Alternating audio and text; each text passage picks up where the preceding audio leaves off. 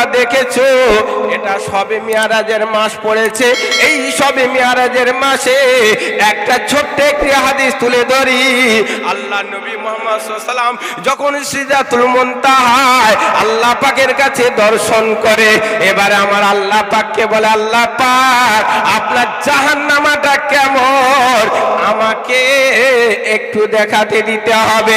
আমার আল্লাহ বলে, জিবরাইল দেরি করিস না, আমার হাবিবকে আমার দোস্তকে নিয়ে একটুখানি জাহান্নামটা পরিদর্শন করো।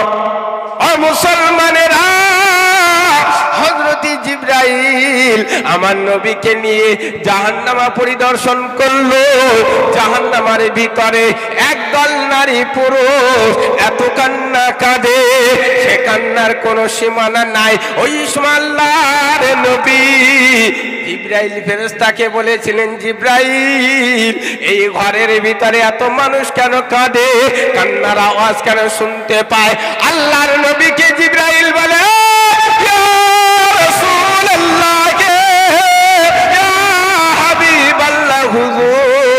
আপনি শুনে রেখে দিন, জেনে রেখে দিন, আপনার ওই সমস্ত উম্মতানিরা ওরা দুনিয়ায় মানুষ হয়ে গিয়েছিল, কিন্তু ওরা দুনিয়ার মানুষ হয়ে গিয়ে কোরআনের আইন মানেনি, হাদিস পাকের হুকুম মানেনি, আর আল্লাহর ইবাদত বন্দি করলো না, নবীর জলসায় বসলো না।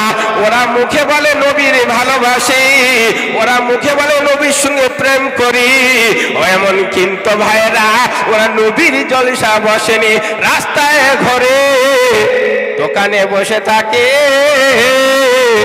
আর বাড়িতে বসে থাকে। নবীর জলসা দিয়েছে, নবীর জলসায় বসলো না। ও মুসলমানেরা, ওই সময় জিবরাইল বলেছিলেন, আপনার ওই সমস্ত উম্মতানিরা যারা নবীর মহব্বত করবে বলে নবীর জলসা বসলো না, নবীর সুন্নতকে মেনে নিল না, তার জন্য আমার আল্লাহ পাক আল্লাহ তাআলা ওদের জাহান্নামের আগুন দিয়ে কিয়ামত পর্যন্ত জ্বালাবে। তাই এই দুনিয়ার মাটি হযরত জিবরাইলকে বলেছিল, জিবরাইল আমাকে এক মুঠো মাটি কেটে দিয়ে আল্লাহ পাকের দরবারে হাজিরি করো না। এত কান্না কেঁদেছিল এই দুনিয়ার মানুষের, এই দুনিয়ার মাটি এত কান্না কাঁদলো। জিবরাইল মায়ের ফেরেশতা, মহব্বতের ফেরেশতা, কান্না দেখে আর ও ধৈর্য ধরতে পারলো না। আল্লাহর কাছে গিয়ে বলে, আল্লাহ পাক আপনার জমিনের মাটি আমাকে এক মুঠো দেননি। এত কান্না কাঁদে, সেই কান্না দেখে আমি আর ধৈর্য ধরতে পারিনি। এমন সময় আমার আল্লাহ পাক বলেন, যাও মিকাইল ফেরেশতা তুমি জমিনে গিয়ে এক মুঠো মাটি নিয়ে এসো। কিন্তু ভাইরা আমার, বাবাজিরা, জমিনে এসে এক মুঠো মাটি মিকাইল ফেরেশতা নেবে, আবার এই জমিনের মাটি এত কান্না কাঁদে। মিকাইল ফেরেশতা জিজ্ঞাসা করলেন, এ দুনিয়ার জমিনের মাটি রে, এত কান্না কেন কাঁদছো?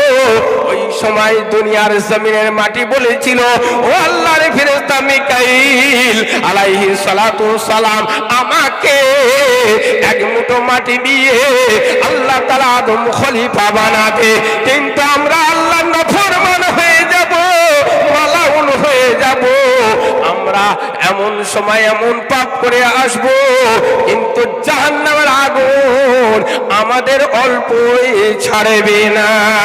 তাই বলছি, মিকাইল ফেরেশতা আমার থেকে এক মুঠো মাটি কেটে নিয়ে যাও না। খুব কাঁদছে মাটি, আর আমরা সেই মাটিতে পয়দা হয়েছি নাকি সোনার উপর দিয়ে তৈরি হয়েছি?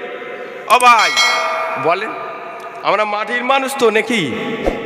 তাহলে এই মাটি থেকে এক মুঠো মাটি ফেরেশতা নিচ্ছে, আমরা কেঁদেছিলাম নিও না, কারণ আমরা আল্লাহর নাফরমানি হয়ে যাব। আর তাই হয়েছেন কিনা দেখেন। মুসলমানেরা, মিকাইল ফেরেশতা চলে গেল আল্লাহর কাছে গিয়ে বলে, আল্লাহ পাক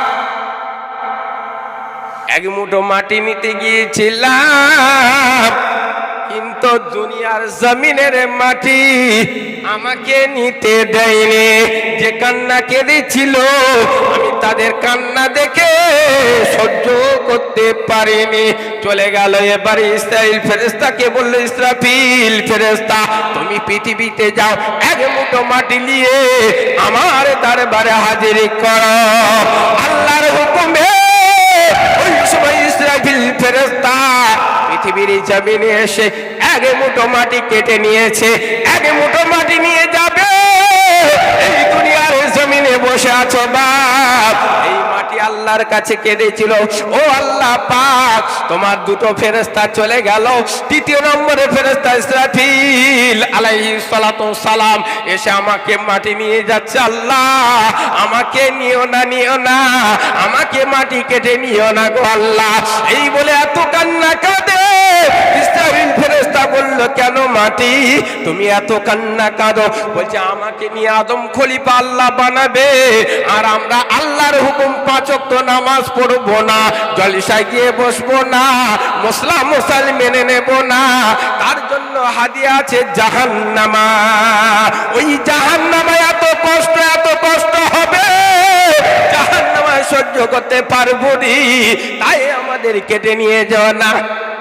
ইসরাফিল ফেরেশতা চলে গেল, আল্লাহর কাছে গিয়ে বলছে, আল্লাহ পাক এত কান্না কাঁদছে, আমরা কান্না দেখে আর সহ্য করতে পারিনি। যাও ফেরেশতা চলে যাও। আজরাইল ফেরেশতাকে বলল, আজরাইল আলাইহিস সালাতু সালাম যাও যাও পৃথিবীর জমিনে এক মুঠো মাটি কেটে নিয়ে এসো, আমার হুকুম তুমি জিন্দা করো। এবারে হযরত আজরাইল আলাইহিস সালাতু সালাম পৃথিবীর জমিনে গিয়ে বাপ এক মুঠো মাটি কেটে নেবে। মাটি এত কান্না কাঁদছে, ওই সময় ফেরেশতা আজরাইল বলেছিল, এ পৃথিবীর জমিনের মাটি রে, তুই যত কান্না কাঁদিস রে, আমি তোর কান্না আজকে রে শুনবো না, কান দুটো কালা করবো। কারণ আমার দয়াময় আল্লাহ রাব্বুল আলামিন আমাকে হুকুম করেছে পৃথিবীর জমিন থেকে এক মুঠো মাটি কেটে নিয়ে যেতে হবে। এমন সময় জোরে খামচা মেরেছে হাত দিয়ে, এক মুঠো মাটি কেটে নিয়েছে। মাটি ওই সময় কাঁদছে, আজরাইল রে, জিবরাইল আলাইহিস সালাম, হযরতে মিকাইল আলাইহিস সালাম, হযরতে ইসরাফিল আলাইহিস সালাম ওনারা নেননি, চলে গেছে আমার কান্না দেখে। আজরাইল আলাইহিস সালাম তুমি আমার থেকে কেন মাটি নিলে বলো? নিয়ে যেও না মাটি দিয়ে যাও। ওই সময় আজরাইল বলল, না, আমার আল্লাহর হুকুম বড় হুকুম, আল্লাহর হুকুম যে মানবে না তারও জাহান্নামের আগুন দিয়ে জ্বালাবে। আদম খলিফা করলে কি হবে? আল্লাহ কোরআনে বলেছেন, ওয়ামা খালাকাতুল জিন্না ওয়াল ইনসা ইল্লা লিয়াবুদুন। জোরে বলুন আল্লাহু আকবার। আর জোরে হবে না আল্লাহু আকবার। ওই সময় ফেরেশতা জমিনকে বলেছিল, এ দুনিয়ার জমিনের মাটি রে, আমার আল্লাহ পাক আল্লাহ তাআলা পৃথিবীর জমিনে 18,000 মখলুকাত বানাবে, তার মধ্যে তোমরা হবে মানুষ। ও দুনিয়ার মাটি রে, তোমাকে মাটি দিয়ে মানুষ বানাবে, আর এই মানুষ হবে 18,000 মখলুকাতের মধ্যে সব থেকে শ্রেষ্ঠ, সব থেকে উত্তম জাতি হবে। ওমা খালাকুল জিন্না ওয়াল ইনসা ইল্লা লিয়াবুদুন। আল্লাহ পাক আল্লাহ তাআলার হুকুম সব থেকে শ্রেষ্ঠ করে সুন্দর করে মানুষ বানাবে, আর ওই মানুষগুলো যদি আল্লাহর ইবাদত বন্দেগীতে শামিল হয়, আমার আল্লাহ তাআলা তাকে জাহান্নামের আগুন দিয়ে জ্বালাবে না। জোরে বলুন সুবহানাল্লাহ। ভাইরা আমার, বাবাজিরা, এবারে আজরাইল সাল্লাম এক মুঠো মাটি নিয়ে আল্লাহ পাকে দরবারে হাজির করলে, তা আমার আল্লাহ বললেন, জিবরাইল ফেরেশতা, মিকাইল ফেরেশতা, ইসরাফিল ফেরেশতা কেউ আনতে পারলো না। আজরাইল রে, যেমন মাটি থেকে এক মুঠো মাটি নিয়ে এসেছো, এই মাটি দিয়ে আমি মানুষ বানাবো। এই মানুষদেরকে তুমি জীবন কবজ করে নিয়ে আসবে। কুল্লু নাফসিন যায়কাতুল মউত, আমি আবার দুনিয়ার মানুষকে মৃত্যুবরণ করব, ওই মউতের জন্য তোমাকে পাঠাবো। তুমি আমার ওই বান্দা বান্দীদের রূহটা কবজ করে নিয়ে, জান কবজ করে নিয়ে আমার কাছে হাজিরি করে দেবে। বলুন সুবহানাল্লাহ। তাই বলি আমার ভাইরা বাবাজিরা, রাস্তাঘাটে ঘুরলে হবে না, ঘরে বসে থাকলে আল্লাহকে পাওয়া যাবে না, বাজারে বসে থাকে আল্লাহকে পাওয়া যাবে না। আল্লাহকে পেতে হলে নবীর জলিসে এসে বসো। জান্নাত পেতে হলে দুটো উপায় হাদিসে আমল করবে। এক নম্বর, জান্নাত পেতে হলে তোমার দুটো ঠোঁট, ঠোঁটের মাঝখানে জবান, এই দুটো ঠোঁটকে হেফাজত করবে। দুই নম্বর হলো লজ্জাস্থানকে হেফাজত করবে। তবে নারী পুরুষ তোমরা ভালো মানুষ জান্নাত পাবে। বলুন সুবহানাল্লাহ। তাহলে আমি সকলকে অনুরোধ করব, এই মাটি দিয়ে আমাদেরকে বানিয়েছে, আমরা দুনিয়ার জমিনে এসেছি 50, 60, 100 বছর জোর বাঁচবো, আমরা দুনিয়াতে আবার চলে যাব আখেরাতে। আখেরাতে গিয়ে এই মাটি হয়ে যাবে আমার আপনার শরীরের হাড় হাড্ডি গোস্তগুলো সব। তাহলে আমরা দুনিয়াতে এসে একটুখানি আল্লাহর হুকুম মানি বাপ, চলে যেতে হবে সকলকে, কেউ থাকবে না। আমার ভাইরা বাবাজিরা, হযরতে জাকারিয়া আলাইহিস সালাম একটুখানি ওয়াজ শুনে যান। জাকারিয়া নবীর বয়স হয়েছিল 90 বছর বয়স হয়ে গেল, বৃদ্ধর মধ্যে পড়ল। জাকারিয়া নবীর কোনো ছেলে সন্তান হলো না। জাকারিয়া নবীর বিবি তানার বয়স হলো 70 বছর পার হয়ে গেছে, সন্তান ছেলে মেয়ে কিছু হয়নি। ভাইরা আমার বাবাজিরা, জাকারিয়া নবী আল্লাহ পাকের কাছে দোয়া চাইল, আল্লাহ পাক আমাকে একটা সন্তান ছেলে দান করুন, আমার পরে এই নবুয়তের কাজটা তিনি করে যাবেন। আমার আল্লাহ জাকারিয়া নবী দোয়া কবুল করলেন। বাবা জাকারিয়া নবীর 90 বছর বয়স পার হতে না পার হতে আল্লাহ পাক ওনার ঘরে একটা নেক সন্তান ছেলে দান করলেন। বলুন সুবহানাল্লাহ। ও মুসলমানেরা, আল্লাহ নবী জাকারিয়া সন্তানের নাম রেখেছিলেন হযরতে ইয়াহইয়া আলাইহিস সালাতু সালাম। ইয়াহইয়া নবুয়তের কাজ শুরু করে দিয়েছেন। এমন সময় ইয়াহইয়া আলাইহিস সালাম দ্বীনের জন্য মানুষের দাঁড়ে দাঁড়ে দাওয়াত দিতে যায়।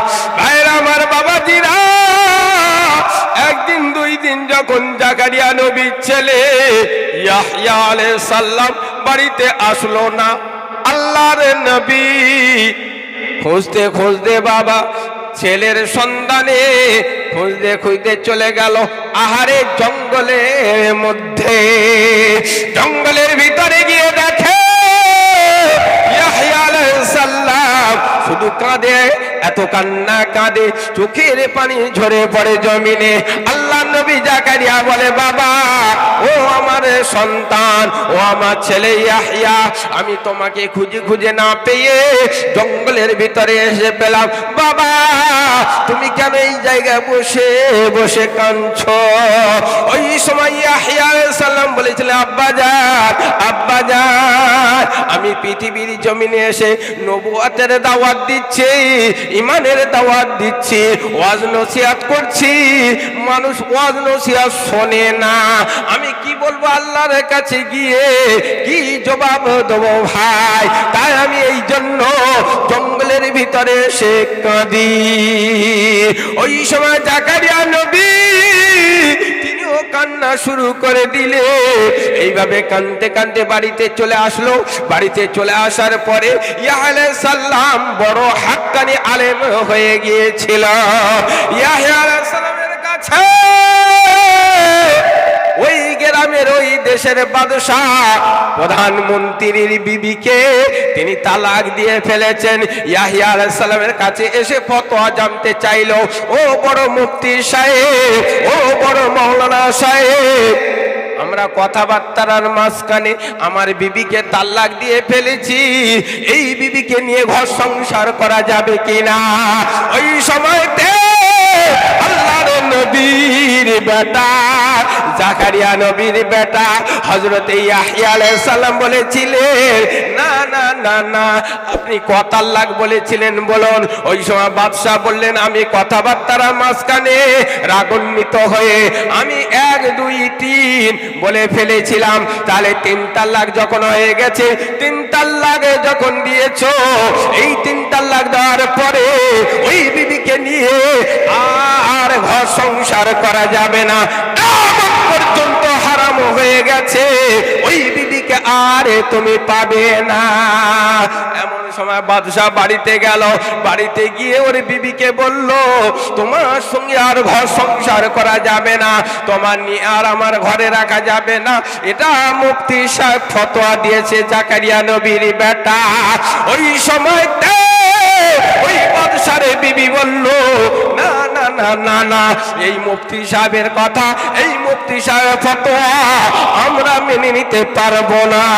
এই বলে ভাইরা ওই জাকারিয়া নবীর বেটাকে হত্যা করার জন্য, মার্ডার করার জন্য ওই বাদশার বিবি কিছু মানুষ লাগিয়ে দিয়েছে।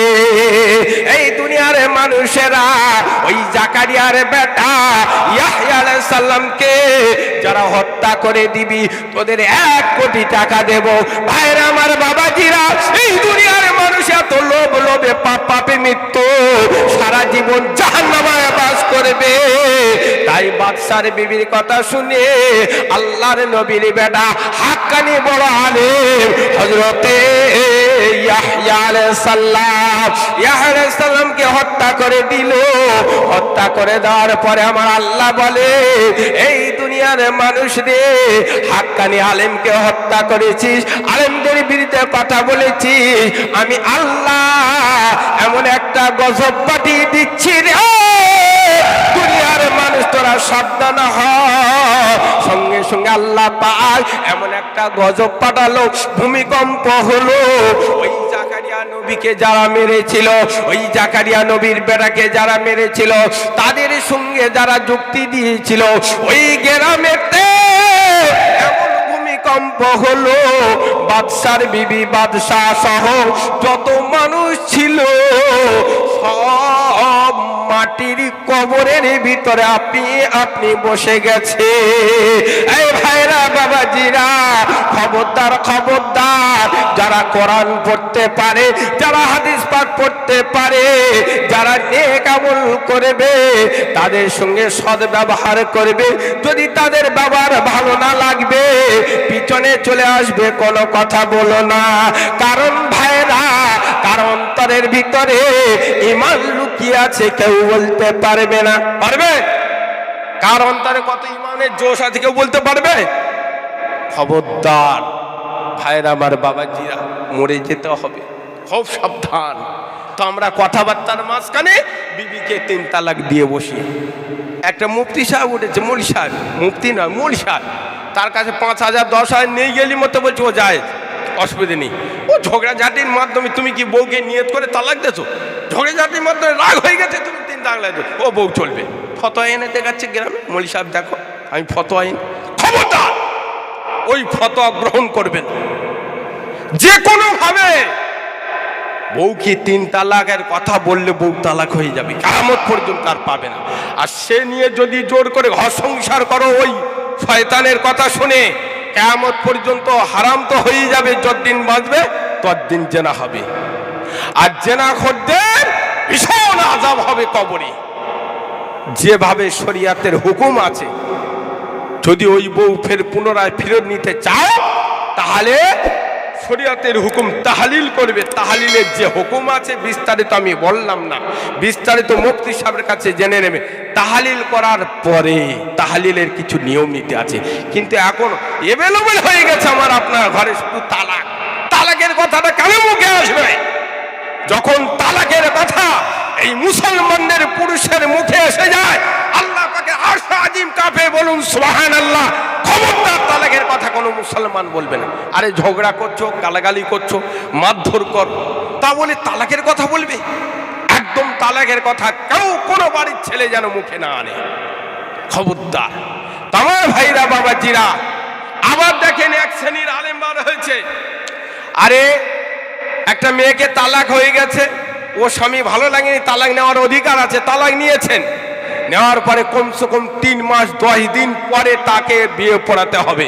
কিন্তু এখন তালাক আজকে হয়েছে 2-3 দিন মধ্যে, তালাক দিয়ে আবার সঙ্গে সঙ্গে তালাক দিয়ে মাত্র 1 মাস পূর্ণ হয়নি বিয়ে দিচ্ছে। আর সেই বিয়ে মৌলী সাহেবরা পড়াচ্ছে। যদি এই রকম 3 মাস 10 দিন অতিক্রম না করে, এর ভিতরে যদি বিয়ে পড়ায়, যে মৌলী সাহেব পড়িয়েছে ওর বউ বিনা কথায় বিনা দ্বিধায় তালাক হয়ে যাবে। ওর সঙ্গে যারা সাক্ষী দিয়েছে, যারা উকিল ছিল, সব তাদের বউ বিনা কথায় তালাক হয়ে যাবে। এই জন্য করে বলছি, শরিয়াতের মসলা আমার মুসলমান ভাইরা, যদি কোনো মেয়ে ছেলে তালাক হয়, ওই মেয়েটা তালাক দেওয়া যে তারিখে হয়েছে, যে মাসে হয়েছে, ওই দিন থেকে গুনে গুনে 3 মাস 10 দিন পার হয়ে যাবে, তারপরে বিয়ের ব্যবস্থা করবে। ওর ভিতরে যদি বিয়ে দিয়েছো, ওর সঙ্গে বিয়ে দিতে গেলে 2টো সাক্ষীর দরকার, একটা উকিল দরকার। যে বিয়ে পড়া তার কমসে কম 4টে মানুষের দরকার। ওই 4টে মানুষের বউ যদি থাকে, তালাক হয়ে যাবে। আর যদি বউ না থাকে, বলছে মনীষারও খুব চালাক, তাহলে আমাদের বউ হয়ে গেছে যখন, আমরা ওই বিয়েতে থাকবো নি। এই বুড়ো ছেলে ডাক, কি বলে না, যাদের বিয়ে হয়নি ওদের ডাক, কেন ওদের বউ হয়নি যেন ও তালাক হবেনি। আর তো বলে বুড়ো ছেলে 3টে দেখে নিয়েছে, 2টো সাক্ষী, একটা উকিল বেরিয়ে দিয়েছে, বুঝতে পারছো? দেখ বলছে বিয়েটা পড়ে দাও। মৌলী সাহেব বলছে ঠিক আছে, আমার বিয়ে পড়লে তো আমার তালাক হয়ে যাবে। বলছে তাহলে ওই মৌলী সাহেব তোর বিয়ে হয়ে গেছে, তোর আর দরকার নেই, চল। বুড়ো ছাবালকে মৌলী সাহেব আছে, বুঝতে পারছেন? বুড়ো ছাবাল হাফেজ সাহেব ডেকে নিয়েছে, বলছে তুই বিয়ে পড়া, হুকুম চাইলে দিল, টাকার লোভে তো বিয়ে পড়িয়ে দে। তো এই যে বিয়ে পড়ি মৌলী সাহেব, এর তো বিয়ে হয়নি, সাক্ষী যারা দিয়েছে ওর তো বিয়ে হয়নি, তাহলে বউ তালাক হয়নি, তাহলে ওদের কি হবে? ভাইরা আমার, বাবাজিরা, হাদিস পাকে লেখা আছে, তুমি আগামী দিনে যখন বিবাহ করবে, ওই বিবাহ করার পরে যে পাত্রীকে বিবি বলে গ্রহণ করে ঘরে নিয়ে আসবে রে, বিনা কথায় তালাক হয়ে যাবে। ওর সঙ্গে ঘর সংসার করলে জেনা হয়ে যাবে। হারাম হারাম হারাম, একটুখানি বুঝে চলবে আমার ভাইরা বাবাজিরা। মরে যাবেন, একটুখানি খেয়াল করুন। আল্লাহ পাক আল্লাহ তাআলা কোরআনে কারীমের আয়াতে কারিমায় বললেন, বিসমিল্লাহির রহমানির রহিম, কুল ইন কুনতুম তুহিব্বুনাল্লাহ ফাত্তাবিউনি ইহবিবিকুমুল্লাহ ওয়া ইয়াগফির লাকুম যুনুবাকুম আল্লাহু গফুরুর রহিম। আমার আল্লাহ পাক আল্লাহ তাআলা বলে, ও আমার হাবিব, ও আমার মুহাম্মদ রাসূলুল্লাহ, সকলে বলুন সাল্লাল্লাহু আলাইহি সাল্লাম, আমার নবীকে বলে দিলে, ও আমার হাবিব রে, দুনিয়ার মানুষকে জানিয়ে দাও, তারা যদি আল্লাহ পাকের সঙ্গে ভালোবাসা তৈরি করতে চায়, আল্লাহ পাকের সঙ্গে মহব্বত বানাতে চায়, তাহলে ও আমার হাবিব বলে দাও, তারা যেন রাসূল পাকের নীতি আদর্শ, বিশ্ব নবী মুহাম্মদ রাসূলুল্লাহ সাল্লাল্লাহু আলাইহি সাল্লামের নীতি আদর্শ যেন মেনে নেয়। আমার আল্লাহ বলে, হাবিব, দুনিয়ার মানুষ যারা আমার হাবিবকে ভালোবাসবে, আমার হাবিবের জলসাকে যারা ভালোবাসবে, হাবিবের জলসাকে যারা মর্যাদা দেবে, যারা হাবিবের একটা হুকুম, নবীর একটা সুন্নতকে জিন্দা করবে, আমার আল্লাহ বলেন, বান্দা, আমি আল্লাহ তার প্রতি করুণা, তার প্রতি দয়াশীল, তার প্রতি আমার রহমত বর্ষণ হবে, তার জীবনের গুনাহগুলো আমি আল্লাহ মাফ করে দিয়ে আমার দয়ার জান্নাত বেহেশত তার জন্য নসিব হয়ে যায়। বলুন সুবহানাল্লাহ, নারা তাকবীর। জোরে জোরে একটু তাকবীর হবে না? এ আমার গ্রামের, আমার মহল্লার বাচ্চা ছেলে ধরুন, কত 18, 20, 25 বছরের মধ্যে হবে, কি সুন্দর একটা মাহফিল বানিয়েছে। এরা তো অন্য একটা কিছু শরিয়াত বিরোধী তো অনেক কিছু কাজ আছে, তা তো করতে পারতো, কিন্তু সে কাজ বাদ দিয়ে অর্থ কষ্ট করা, মেহনত করা, সম্পদ থেকে কিছু ছেলে মেয়ের বিবির মুখের আহার কেটে নিয়ে আজকে গ্রামবাসীকে একটা নবীর জলসার মজলিস করে, তাতে ভালো না খারাপ বাপ? ভালো তো। তাই জন্য এই জলসা আমরা যারা এসেছি সকলে মিলে আমার আল্লাহকে খুশি করার জন্য একটু তাকবীরের ধ্বনি জানায়, নারায়ে তাকবীর। আর একটু হলো নি বাপ, আর একটু জোরে মহব্বতে শুনুন, নারায়ে তাকবীর, নারায়ে তাকবীর। Hezbollah, Hezbollah. সিলসিলা হক ফুরফুরা শরীফ, সিলসিলা হক ফুরফুরা শরীফ, ওলামা হযরতগণ, হাক্কানি আলেমগণ, ইমামগণ, মক্কা শরীফ, মদিনা শরীফ, বাইতুল্লাহ শরীফ, হিজলি শরীফ, ফুরফুরা শরীফ, আজমির শরীফ, নারে তাকবীর, নারে তাকবীর। আমার ভাইয়েরা বাবাজিরা, আজকের আমাদের এই সোনাখালী 6 নম্বর সোনাখালী খেজুরতলা পাড়া, যে কিছু আমার যুবক ভাইয়েরা ছেলেরা মিলে আজকের যে একটা সিরাতুন নবী ও মিলাদুন নবীর উৎসব লিখেছে, তো এটা নবী দিবসের মাসে করার কথা ছিল, তা ছেলেরা তো বুঝে উঠতে পারেনি, সেভাবে দাওয়াত করেছেন আপনাদেরকে, এই রজব মাসে করেছেন। এটাও বিশাল একটা মাস। রজব মাস সম্পর্কে আলোচনা করতে গেলে সুন্দরভাবে থিতিয়ে আপনারা শুনবেন, অন্তত কমসে কম 2 ঘন্টা 3 ঘন্টা সময় যাবে। রজবটা কী জিনিস, শবে মিরাজটা কী জিনিস, মসজিদে আকসাটা কী জিনিস, জাহান্নাম কেন পরিদর্শন করলো, জান্নাত কেন নবী পরিদর্শন করলো, 7 তবক আসমান কেন ভেদ করে উপরে আল্লাহ পাক নিজে ডাকলেন কেন, অনেক বিস্তারিত ব্যাপার আছে। আপনারা আমরা যে 5 ওয়াক্ত নামাজ পড়ি, এই নামাজটা কোথায় থেকে এলো, কি জন্য এলো, কি কারণে এলো, এটা বিরাট একটা ব্যাপার আছে। তো ভাইরা আমার বাবাজিরা, অনেক কথা, সেই জন্য এই মাসেও সিরাতুন নবীর কথা বেশি বেশি আলোচনা করতে হয়। আমরা কিন্তু সময় পাইনি আলোচনা করতে। এই সিরাতুন নবীর কথা, মিলাদুন নবীর কথা এই রজব মাসে বিস্তারিত, যেমন রবিউল আউয়াল মাসে হয়, রজব মাসেও হয়। আমার ভাইরা, এরপরে আসছে শাবান মাস, তারপরে আসছে রমজান মাস। আল্লাহ পাক এই বছরের মধ্যে 3টে মাসকে খুব ইজ্জত সম্মান মর্যাদা দিয়েছে। হ্যাঁ, আমরা যখন ধান ফেলি শ্রাবণ মাসে বা আষাঢ় মাসে ধান ফেলি, চাষ করব, আর আমরা শ্রাবণ মাসের শেষের দিকে গিয়ে মাঠে ধান রুইয়ে দিই, আর আমরা কার্তিক অঘ্রাণ মাস পৌষ মাসে ধান কেটে গোলায় তুলি, ঘরে আনি।